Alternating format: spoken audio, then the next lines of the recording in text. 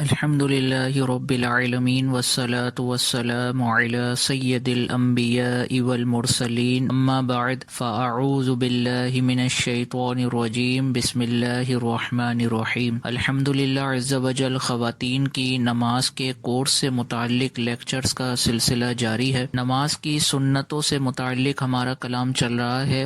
آج کے لیکچر میں انشاءاللہ عز وجل قاعدہ کی سنتیں بیان کی جائیں گی۔ تو قاعدہ عربک زبان کا لفظ ہے، اس کا معنی ہے بیٹھنا۔ تو 4 رکعت والی نماز اگر آپ پڑھ رہی ہیں تو دوسری رکعت میں بھی قاعدہ کیا جاتا ہے اور چوتھی رکعت میں بھی قاعدہ کیا جاتا ہے۔ تو نماز میں جہاں بیٹھا جاتا ہے اس کو عربک میں قاعدہ کہا جاتا ہے۔ تو قاعدہ کرنے کی کیا کیا سنتیں ہیں وہ آج ہم سماعت کر لیتے ہیں۔ قاعدہ کی پہلی سنت ہے سیدھا ہاتھ سیدھی ران پر رکھنا۔ دوسری سنت ہے الٹا ہاتھ الٹی ران پر رکھنا۔ تیسری سنت ہے انگلیاں اپنی حالت پر یعنی نارمل انداز میں رکھنا کہ نہ بہت زیادہ ملی ہوئی ہوں اور نہ بہت زیادہ کھلی ہوئی ہوں۔ اور چوتھی سنت ہے التحیات میں شہادت پر اشارہ کرنا، یعنی جب التحیات پڑھنے کے بعد آخر میں کلمہ شہادت پڑھا جاتا ہے تو اس وقت انگلی سے اشارہ کرنا یہ سنت ہے۔ اور اس کا طریقہ یہ ہوگا کہ ہاتھ کی سب سے چھوٹی انگلی اور اس کے برابر والی انگلی کو بند کیا جائے گا اور درمیان والی انگلی کے سرے کو انگوٹھے کے سرے سے ملا دینا ہے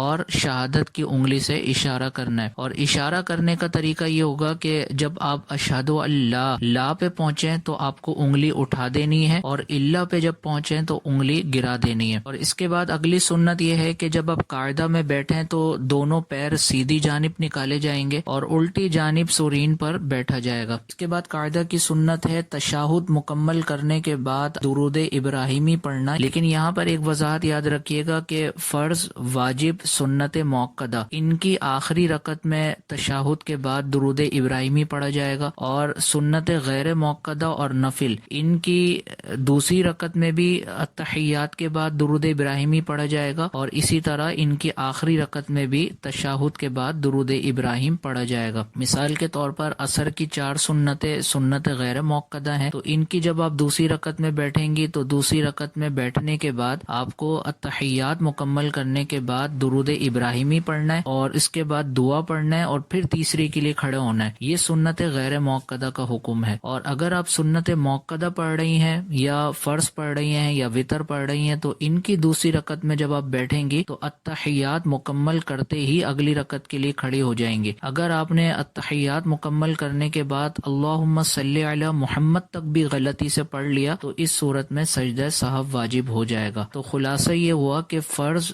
واجب، سنت موقدہ ان کی آخری رکعت میں تشہد کے بعد درود پاک پڑھا جائے گا، اور سنت غیر موقدہ اور نفل میں اس کی دوسری رکعت میں بھی التحیات کے بعد درود پڑھا جائے گا اور آخری رکعت میں بھی التحیات کے بعد درود پاک پڑھا جائے گا۔ اس کے بعد قاعدہ کی آخری سنت ہے درود شریف کے بعد دعائے معصورہ پڑھنا۔ تو دعائے معصورہ کا مطلب یہ ہے کہ وہ دعا جو قرآن و حدیث سے ثابت ہو اس کو دعائے معصورہ کہا جاتا ہے، جیسے رب جعلنی مقیم الصلاۃ ومن ذریتی ربنا وتقبل دعا، ربنا اغفر لی ولوالدی وللمؤمنین یوم یقوم الحساب۔ تو یہ دعا باقاعدہ قرآن میں مذکور ہے، تو یہ دعا پڑھ لی جائے۔ یا ربنا آتنا فی الدنیا حسنۃ وفی الآخرۃ حسنۃ وقنا عذاب النار، یہ دعا پڑھ لی جائے۔ تو کوئی سی بھی دعا جو قرآن و حدیث سے ثابت ہو وہ پڑھی جا سکتی ہے، بالکل جائز ہے۔ تو یہ تھی قاعدہ کی سنتیں۔ اس کے بعد ہم سلام پھیرتے وقت کی سنتیں سماعت کر لیتے ہیں۔ تو سلام پھیرتے وقت کی پہلی سنت یہ ہے کہ لفظ سلام کے بعد جو کلمات ادا کیے جاتے ہیں ان کا ادا کرنا سنت ہے۔ تو جب ہمارا واجبات کا بیان چل رہا تھا تو اس وقت ہم نے بتایا تھا کہ دونوں طرف جب ہم یہ الفاظ ادا کرتے ہیں کہ السلام علیکم ورحمۃ اللہ، تو یہ کلمات جب ہم ادا کرتے ہیں تو دونوں جانب سلام پھیرتے وقت لفظ السلام کہنا واجب ہے، اور السلام کے علاوہ باقی جتنے بھی اضافی کلمات ہیں جیسے علیکم ورحمۃ اللہ تو یہ کہنا سنت ہے۔ تو دونوں طرف سلام پھیرتے وقت اگر آپ ان کلمات کی ادائیگی کریں گے تو کمپلیٹ سلام کی ادائیگی کرنے میں فائدہ یہ ہوگا کہ اس میں سنت کی ادائیگی بھی ہو جائے گی اور واجب کی ادائیگی بھی ہو جائے گی۔ اللہ عز و جل کی بارگاہ میں دعا ہے کہ اللہ عز و جل ان مسائل کو اچھے طریقے سے سمجھ کر، یاد رکھ کر ان کو آگے پہنچانے کی توفیق عطا فرمائے، آمین بجاہ النبی الامین صلی اللہ تعالی علیہ وسلم۔ آپ دیکھ رہے ہیں PATF Islamic info YouTube channel. مزید اسلامک ویڈیوز کے لیے ہمارا چینل سبسکرائب کریں۔